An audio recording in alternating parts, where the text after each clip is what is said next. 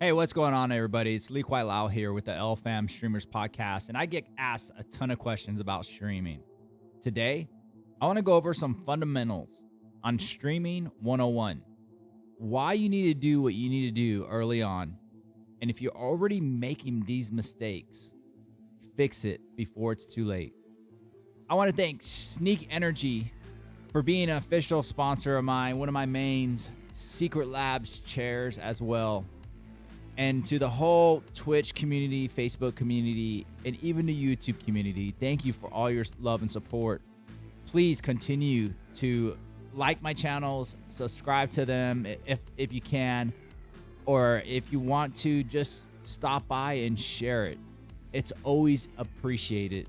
And I'm so happy to be doing this special podcast that has been asked by a ton of you for me to do. I'm going to have live video of this actual coverage on my YouTube as well as at LiKwaiLao.com. So if you go to LiKwaiLao.com, which is basically my name, you are going to see in the podcast section the actual live video. I'll have it up on my Facebook page as well as my Twitter. And also, again, check it over on YouTube. But let's go ahead and get into this because I want to answer your questions from all these people. Okay, here we go. We're gonna start it. Let's do it. All right, so you're thinking about streaming, or you started streaming, and now you're like, okay, how do I get viewership, but how do I get my audio to work better? How do I get my capture card to capture my gameplay better? How do I create a community that's willing to watch, willing to learn? And what is my game that I should be streaming? What is it that people want to watch? This is something that I get asked about a lot, and it fluctuates really depending on the person's type of gameplay. I always tell people, if you're comfortable playing a certain game, there's nothing wrong with you playing the game that you like. That's the number one start right there. It doesn't have to be the mainstream game. Sometimes it's best not to do that mainstream game right off the bat. Take your time. Why rush it? So we're going to get into something really simple.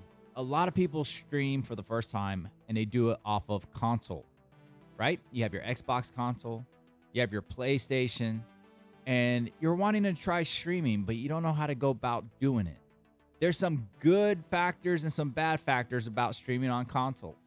You're kind of limited when it comes to the output, but at the same time, it's kind of nice that everything is right there in front of you.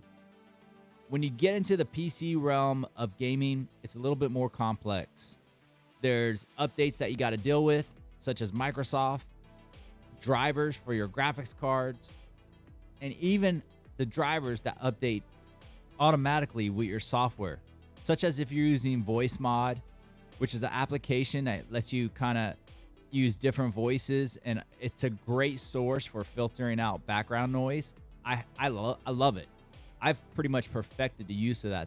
Some people had a problem with it, but that's mostly because they just hadn't figured it out yet. You got to get it dialed in. And also mic quality. Now, I'm not going to sit here and tell you that every headset is going to sound amazing, because it's not. There's some headsets that when you talk, they sound pretty decent.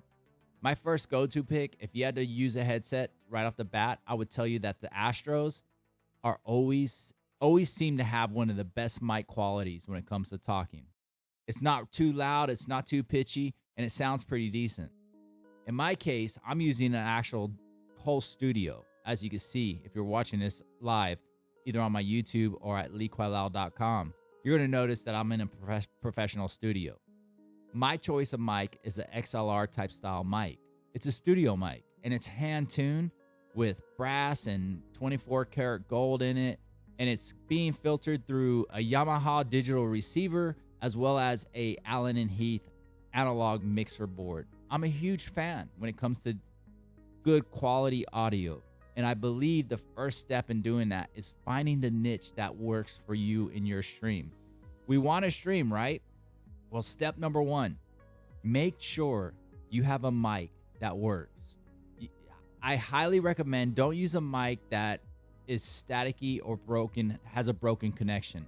If it's constantly popping or it's high pitch and it's just not filtering good, you're gonna get your watchers kind of cringing on the other end. Because remember, if they're using AirPods or if they're watching it on their PC or their television, they're gonna be able to pick up all those different noises. So start first by making sure you have a decent mic. Now going into capture, how do I capture my gameplay? We're gonna make it real simple.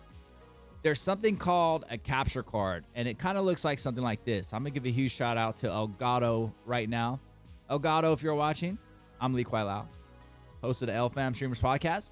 And we want to reach out to you because we love your products, and I use a lot of them, especially your Stream Deck.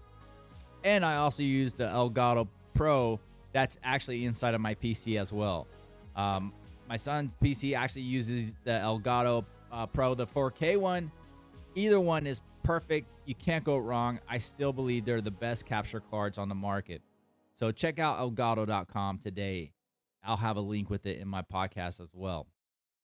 So the first thing that you'll notice that I'm holding in my hand is something called the HD60. It's been around for a good while, and it's pretty decent because you could capture basically 1080p 60 with it, right? Or 40 Mbps. So it all depends on what you're wanting to do as far as your bit rate capture and stuff like that. But what I really like about Elgato is Elgato also provides a simple, fun to use, interactive user interface that you could download to access their software. It's kind of being shown right here in the back, and you'll see it right here as I kind of focus in on it for you. And what's nice about this software here is it lets you kind of dial in streaming a little bit more professional than just a simple capture on like an Xbox straight to the like Twitch or something. This is gonna make a huge difference. Okay, so what you want to do is you want to get one of these. It's not real big, it's real small.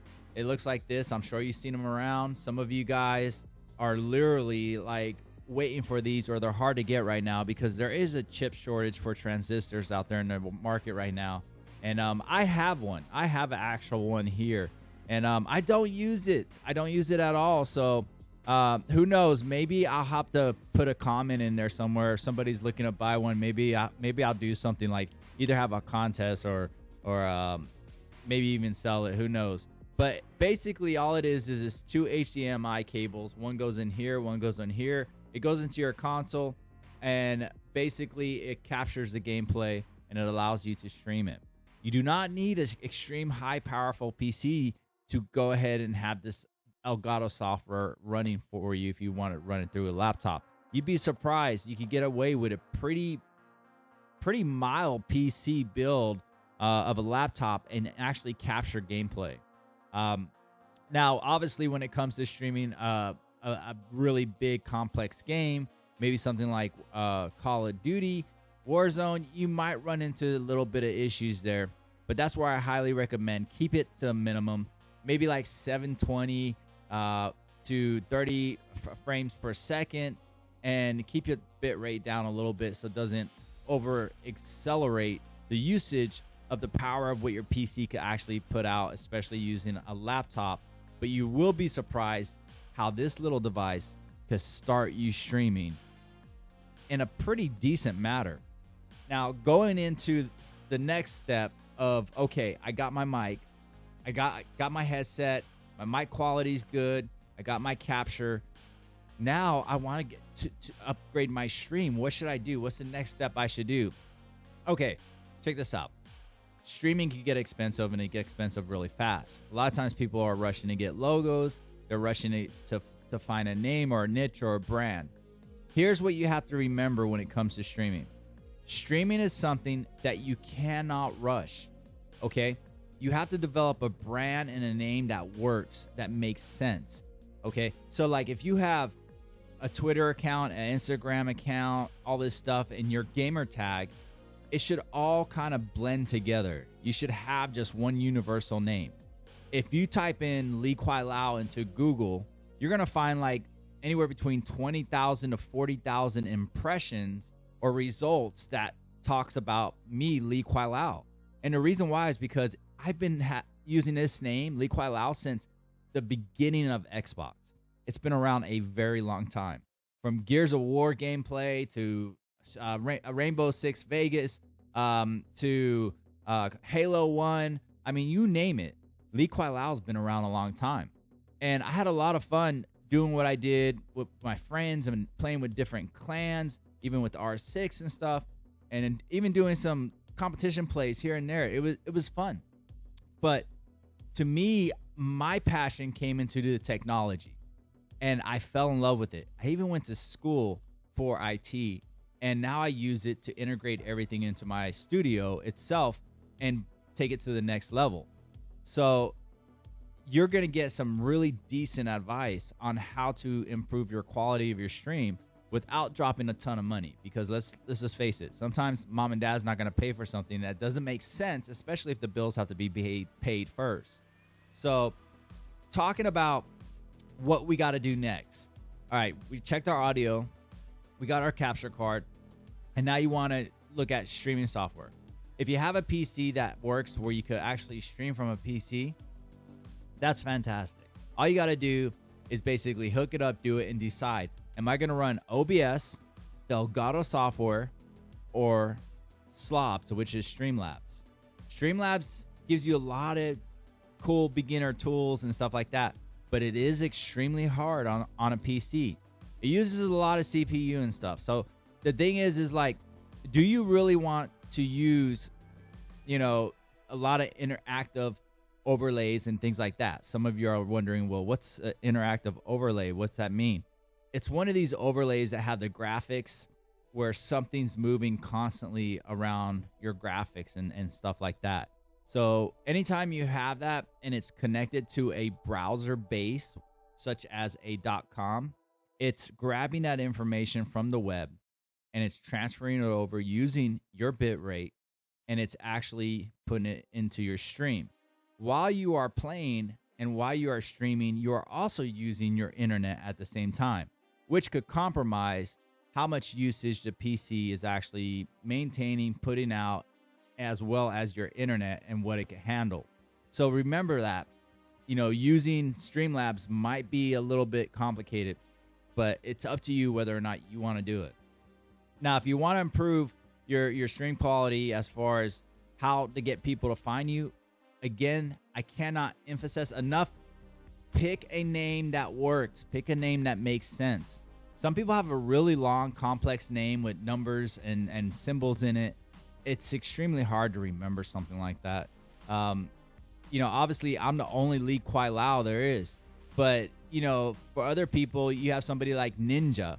It's a very short name. You have Cypher, it's a very short name. Dr. Lupo, so you have these names that are catchy and that you understand and that you know. But if you have a name that's really long, the gamer tag itself, you might be doing yourself a discredit by having such a complex name. Keep that in mind. For some of you, you're not going to want to part with the name that you had from day one. You're not going to want to do the research to see if that name exists first. Right away, you want to create a Twitch. Right away, you want to get it up and running. But the problem is your Twitch doesn't match your gamer tag. Your gamer tag doesn't match your other gamer tag on your other platforms. If you have a PlayStation, or if you go to a PC and you have a Steam account, it's a different name. If you have an EA account, it's a different name. Like, let's face it, everything starts to change. And now when you put it out there on the web and you post something to Instagram, you might have something like, hey, I am the greatest 127 star, and on Instagram, it's I am the greatest 127771, because star's not available. Who knows? But the thing that we have to remember is the internet recognizes us by the definition in which we are as an individual. Remember, these are bots. These are basically computer programs that are identifying us, okay, through facial recognition patterns as well as name. The name is no different than an identity of somebody's face when you're using the internet, especially as a content creator. I cannot stress this more than what I'm doing it right now, because it's one of the most important factors that you have to have when it comes to streaming. So please do yourself a favor, stop doing yourself a disfavor by not having a name that works on all platforms. This requires some homework. You're gonna have to dig deep. You're gonna have to search Twitch. You're gonna have to search Twitter, Instagram, maybe TikTok, Facebook. Do it, okay? If the name's available on all the platforms, go for it. And try to keep it short. A name that's super long, it's gonna be really hard. So again, Streaming 101. For some of you, you may have heard this 1,000 times. You may think, oh, I already know this part. Maybe you don't know that part. Maybe your accounts aren't linked up. Maybe that's why you're having a hard time getting the SEO to recognize who and what you are out there. Keep it simple. Simplify it, but make it work. The other thing I want to talk about is when we go and we start using software and integration things, we always want to upgrade our stations. Sometimes we rush things so fast that we're so focused on getting a logo that we forget that maybe paying for a logo that's $40 or $80 or even $150 or an intro, maybe you could have did that on your own. Meaning there's all kinds of cool phone apps out there and things like that that allow you to actually make intros. All you have to do is look into the apps and find something that helps you make cool thumbnails or make cool intros, and start with that. You create it, you save the file to your phone, and you email it to yourself. Once you email it to yourself, create a folder on your laptop or desktop and upload that image or that graphic to that folder. Now, when you open your OBS or your Streamlabs or your Elgato, all you got to do is click basically upload file, right? And you're able to actually access that intro and make it work for you. It's that simple. You just choose whether or not you want it to loop or not to loop. A lot of people think it's hard and complex. You guys are living in a generation that's amazing because you have an opportunity to do it with simplicity, okay? I went to school learning how to write software and went to school learning how to do security software as well, and it was a lot to it. But these programs that you have right now where you could do this stuff, it's easy. It's straight elementary. I mean, it's not hard at all. All it takes is a little passion and desire. And there's a lot of cool YouTube videos out there that kind of show you stuff on how to do it. So there's a little trick that you guys could do. Also, with your Streamlabs and your OBS software, you could create what's called hot buttons and these hotkeys. And these hotkeys will actually be hotkeys that you could push. Maybe there's something that you don't use on your keyboard when you're playing, and you could program that button to actually make a pop-up occur and things like that. But I want to talk a little bit about going into something that I think every streamer should invest in. And a lot of times they put it off, but in the end, they're like, man, I should have got it. Now, if you have an old iPad laying around or old phone and it still works, you could actually get an Elgato software application and download it. That will let you turn any application or desktop into basically a Stream Deck. All right, this is a Stream Deck right here. Now, I used the series before the last, which is like the medium one. It's not the smallest, the medium. Then they make an XL. XL basically Stream Deck as well. And this is something that's up to you. Shout out to Elgato again for making some awesome products. But the Elgato Stream Deck allows you to have a lot of alerts. Now, every time you look at the buttons, you could take the button, put a folder in there, and create multiple buttons on top of buttons, which allow you to have all kinds of different things. Let's say if I want you guys to know where my Facebook was, I could just do that. Let's say if I want you to know where my Twitch is. Hey, I can tell you, hey, there's my Twitch. Or maybe I want you guys to go check out my Twitter. So I kind of point over to my Twitter and like, hey, check out my Twitter. These are our interactive, cool things that you can add with the Stream Deck that actually work. Even the rotating banner that you see up there, I can control it, whether or not I want it to work or not work just by touching it, or add extra cameras to work as well. It's simple, it's easy. I highly recommend it. If you're not doing it yet, this is something that is a must for streams. the interaction tool itself that it provides is literally priceless when it comes to streaming. So I highly recommend it. Once you figure out how to use your Stream Deck and you figured out how to use the graphics and things like that, at that point is when I try to tell a lot of people, when you have your name down and you have your and this goes for anything you want to do. If you want to be a blogger, a podcaster, or make YouTube videos or whatever, start with the fundamentals. Build up your quality of your studio by learning the software first. That requires hours of watching and learning. You will not shortcut it, and nobody could do everything for you. A lot of times people think streaming's easy. The truth is it's extremely hard. It's extremely hard. And the reason why is because in order to get to that next level, you have to stay consistent in how you are actually doing your stream and your podcast constantly. So the next thing I would recommend, once you figure this out and you have your Stream Deck working and you got your logo finally up and you could turn it and off and on and do all this cool stuff, or you have stingers that rotate and change the stream. You have all these features, you learned a lot, and you want to upgrade your audio. Now, a lot of times people go out and they buy something that's called an XLR mic. That's what I'm using. But there's all kinds of mics out there, right? Or they use a USB mic for their first mic because the cost factor scares them when you get into XLR. When you get into an XLR mic, it has to be powered through an amplifier of some source. So you have to have something that powers it, like a mixer board or something. It has to have an amplifier. If you don't have it, it's not going to work. If it does work, it's going to be very, very quiet because there's no power going through it. Now, to the left of me, I have a couple different series of mics that I've obtained over the time, and I just decided to break a couple of them out so you guys kind of see some things. Now, when you order an Elgato or you get an Elgato mic, a Yeti mic, okay? Elgato mic right now, USB, is probably like one of the best mics out there for a USB right now next to the Yeti, I think. And you can't go wrong with either one of those. But talking about the Yeti mic that I'm holding in my hand, a lot of times you get these mic stands. Now, if you notice, I took it out of the mic stand. And the reason why I did is because these mic stands sit low on a desk.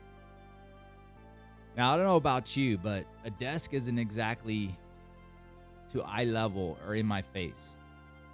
So if this was on a desk, I would have to lean forward a lot to talk into it, to have the audio pick up properly, and it would be annoying, so I don't use it. So a lot of times I tell people, take the mic stand, trash it, throw it away. Instead, remove the mic, buy yourself what's called like a boom arm or something, okay? As you can tell, the mic I'm using is obviously on one. I can move it up and down, and it can fluctuate, right? So once you get an arm, a nice mic arm, and it's set up, and you get it placed in, all right? You could choose whether or not you want to use a USB mic or an XLR mic. Just know, if you go with an XLR mic, you're going to have to buy something that powers it, including the cord itself that works. Now, these cords aren't real expensive. If you want to save some money, just buy the cord through Amazon. Amazon has a pretty good selection of mics, and they're pretty affordable. Now, one thing that I didn't mention early on was a webcam, but that's pretty much common sense. If you want to stream, I always highly recommend get a decent headset, get a decent way to capture your stream, and then if you want a webcam at that point, you can add it.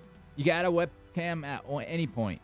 Early on, it is kind of highly recommended because people get to see you and your personality, and they get to know who you are and things like that. So, again, it's up to you whether or not you want to do it. Some people don't want to show their face and they want to stream. It's a little harder, guys. Not everybody could do that. Not everybody. It doesn't really work for everybody. The odds of it happening are a lot slimmer. Remember, top streamers, it's very rare. So when you're going into your USB mics, you got your Yeti mic. You could choose whether or not you want to use it or not. just know that this type of quality of mic, you may get some static interference. You may have some issues with the pickup or audio delay, or you may not be able to get it to sound exactly like you want. But unfortunately, with a USB mic, you're just very limited on what you could do. The Yeti does give you a couple different options.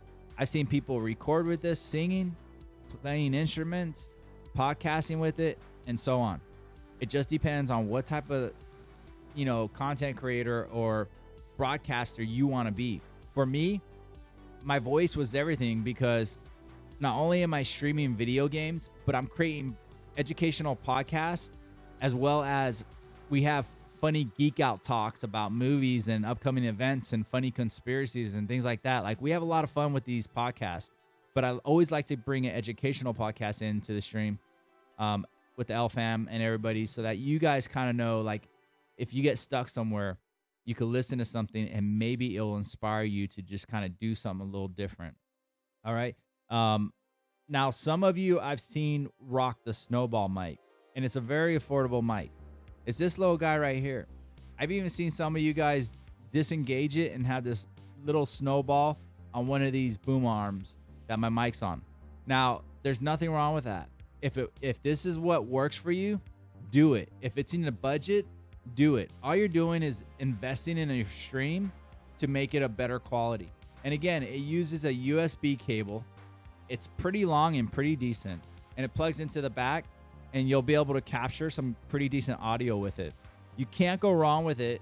And it's something that sooner or later, if you're going to continue to stream and go to the next level, you're going to want that good quality audio all the way around. I want to say thanks, because to all you guys always tell me how great the quality audio is, or how good the audio is quality wise, whatever you want to put it. I just want to say thanks, and a lot of this came from trial and error, even asking and talking with family members that are in the music industry, that are real producers, like my cousin Mars, and asking them, hey, what do you think about this? What do you think about that? And listening and taking that advice and putting it into my stream. Me personally, I like an analog digital board for my mic, because it requires no software, and I use the dials to tune it and make it the way I want. Now, you could buy something that's called a Go XLR, and it's digital, and you've seen a lot of people have them. Just Google them. They're extremely expensive. They're about $700, $800, and when they're hard to get, they're even more expensive. The problem with that is the software. For me, you have to have the software on your computer.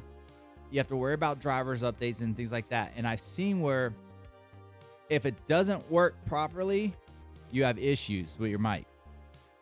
I want to know every time I come into my studio, just like a real music studio, just like a real broadcast studio, that like the show Ellen, or whatever, the radio show that you listen to when you drive to work in the morning. I promise you, they're using analog mixer boards and stuff in the studio, because they're extremely reliable, and you don't have to worry about the interference, the grounding, or the application is not working properly. And if you want to, there's always software available that you can integrate into it. But in my case, I really don't need it. So it worked out great for me, and I still got amazing sound for the proper environment I was looking for mine. So take that into consideration as well. When you go into getting your boom arm and you want to use something to kind of filter your sound, remember you have what's called pop filters. Now you're going to look here and you're going to see like a ton of pop filters I'm holding in my hands. You have screen pop filters. You have like these furry ones that look weird. You have these little foam ones as well. Me personally, I like the one that I have because it's a lot smaller than these. And you can see it clearly on my YouTube video at LiKwaiLao.com, or just go to my YouTube and you're going to see this podcast live. But, I mean, let's face it. I didn't want this in my face. I didn't want the big circular thing in my face. I didn't want the foam thing. So I got like this half shield pop filter, and it's amazing. It fits my mic beautifully, which if a lot of times people ask me like, dude, what type of mic do you have? What do you have? Again, the mic that I have, the only reason why it sounds as good as it does is because I've learned how to make it that way. So don't get discouraged if you order the mic and you don't get that exact sound like mine. It's just something you have to do. You have to adjust because, again, your voice is different. But I want to give a huge shout out to a company that I absolutely love. All right. And if you guys don't know these people, let me tell you something. TechZone Audio Products is one of my favorite companies in the world. TechZone Audio Products, if you can see it here, the way it's actually structured. All right. This mic is built no different than a mic that would cost like $2,000 or $3,000. It's the way it's built. All right. And you can see how the board is placed inside the mic here and how the ring is up here where the capsule is. Right. So all this stuff plays an important factor. And I could go through and I could read all about it and tell you all kinds of stuff about it. But just if you want to look at an amazing product and it's affordable as well, check out TechZone Audio Products. I use the Stellar X2 mic and I love this mic. I will probably use it until it dies because it fits me perfect in my voice. Just because something comes out that's newer doesn't mean it's going to work better for me. And it may not work better for you. In studios, even older studios that I've gone to that are like radio station studios and stuff, because I have friends that own them, I was amazed to see that they were using mics that were anywhere from 20 years old to 40 years old. And believe it or not, it's because of the quality. And some mics they never get rid of because they want that certain sound or that certain pitch that mic gives off. So when you get into the higher end mics, you'll notice that they require some type of hand tuning to get the sound and everything. So you don't want to go dropping your mic. You see these, you don't want to drop a mic. That's a bad thing. But the transparent sound, the design of it, how small it is, and how powerful it is, I absolutely love it. And I love their casing. Their casing is beautiful. So huge shout out to TechZone Audio Products. You make an amazing product, and that's the microphone that I use with the Allen and Heath ZE8 mixer board, as well as a Yamaha digital receiver, and then it's connected with fiber optics. So I wanted my sound as crisp as possible, and this is how I actually got it to work. So down the road, as you start your streaming career and you start adding all kinds of cool things to your stream, slow down and ask yourself, what is the next step that I want to take in my stream? Don't overexpend your budget. Don't overpay for things that don't make sense. Keep it simple. But the most simple thing you could do early on is your name. Your name is everything, because in the end, when you put your name out there and people want to know who you are, if it doesn't match, it's going to be very hard to tag yourself. All right. But if everything is at LiKwaiLao everywhere I go, what do you think is going to happen when they type in LiKwaiLao in Facebook, or LiKwaiLao in Twitch, or LiKwaiLao in Google, in Bing, right? Think about that. Safari. All right. No matter where they put it, it's always the same. It's a fundamental lesson, but a lot of people don't do it. And I'm talking majority do not do it right. And I've seen it. I've seen how their Instagrams are. Some of them don't even have an Instagram. Some of them don't even have a Facebook. And I think, honestly, you do yourself a discredit by not having that, because that is still a news media outlet. And it's a huge, broad audience where you could be getting some of your content out there. I want to give a huge shout out to some of my co-hosts, which is Thou Must Game. Check them out. Facebook partner as well as on Twitch. A huge shout out to BMX Shark Art. Amazing artist on Twitch. She's a professional in real life. And we do a lot of fun podcasts together, and those are my co-hosts. And another shout out to another Facebook partner. His name's Shohi, Showhe. Be sure to check him out as well on Facebook. Amazing content creator. Absolutely love his gameplay. If you like ghost hunting games as well as Apex, he is your guy. And Tarko is Dalma's game. He plays that as well, but he's a variety streamer just like me.